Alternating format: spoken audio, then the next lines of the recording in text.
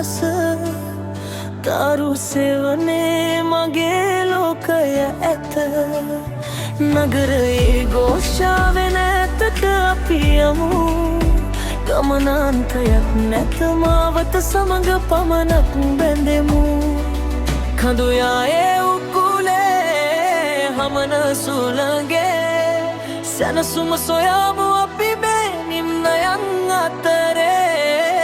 එන්න කොහේ හෝ ඇතක අතරමං වෙමු සුබාදහමේ වර්ණයෙන් හැඩවෙමු